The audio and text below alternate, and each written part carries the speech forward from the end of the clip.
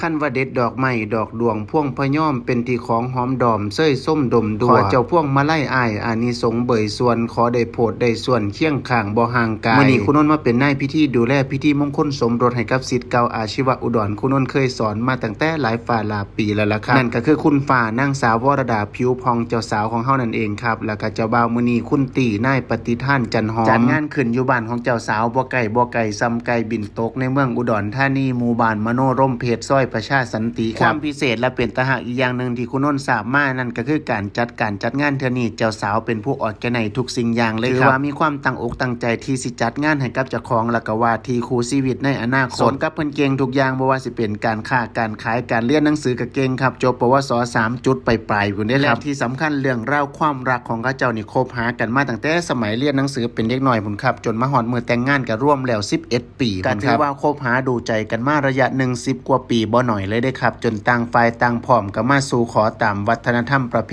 ณีเป็นการแสดงความเป็นสุภาพบุรุษให้ความเคารพต่อครอบครัวของเจ้าสาวร่วมไปถึงเป็นการให้เกียรติของตัวเจ้าบ่าวพร้อมที่สำคัญความรักเป็นเรื่องสวยงามครับเพราะว่าคู่บ่าวสาวของเฮารู้จักกันมาตั้งแต่สมัยเรียนม.สะท้อนว่าคันเฮามีความรักในวัยเรียนมีความรับผิดชอบรู้จักหน้าที่ของเจ้าของซอยเกื้อกูลซึ่งกันและกันซอยกันประคับประคองก็สิงอกเงยงอกงามกลายเป็นความรักที่ถูกต้องเหมาะสมคือจังคู่บ่าวสาวของมื้อนี้ครับแล้วก็ความรักหรือคู่ชีวิตก็มีระดับของมันเด้ครับเริ่มต้นจากคู่ควงการเป็นแฟนควงแขนซึ่งกันและกันเป็นป๊อปปี้เลิฟมันต่อไปฮักกันเป็นผู้บ่าวผู้สาวต่อมาขั้นตกลงปลงใจเป็นคู่ข้องเข้าสู่ประตูวิวาห์พิธีมงคลสมรสหรือผูกข้อไม้ข้อมือเป็นการประกาศให้ญาติพี่น้องทั้งสองฝ่ายรับรู้รับทราบว่าเป็นไผเป็นเคยกันแล้วหรือว่าเป็นเจ้าเข้าเจ้าของกันถูกต้องตามขั้นลองข้องทำมันต่อไปต่อมาเริ่มต้นชีวิตคู่ก็ต้องเป็นคู่คิดสิไปหันมานี่ก็นั่นสร้างนี่ก็ต้องพินิจพิจารณาความเห็นทั้งสองฝ่ายบ่ได้เอาแต่ใจเจ้าของวันต่อไปเพิ่นเอิ้นว่าคู่คิดและสิ่งที่สูงสุดนั่นก็คือการเป็นคู่ชีวิตครับสองใจเป็นหนึ่งเดียวกันนักซอยกันหาบหยาบซอยกันดึงผู้เฒ่าโบราณก็สิสอนกันว่าผัวทอเมียพายซอยกันสร้างครอบครัวที่มั่นคงและอบอุ่นสร้างหลักฐานสารหลักแหล่งแต่งหลักธรรมมีคารวะ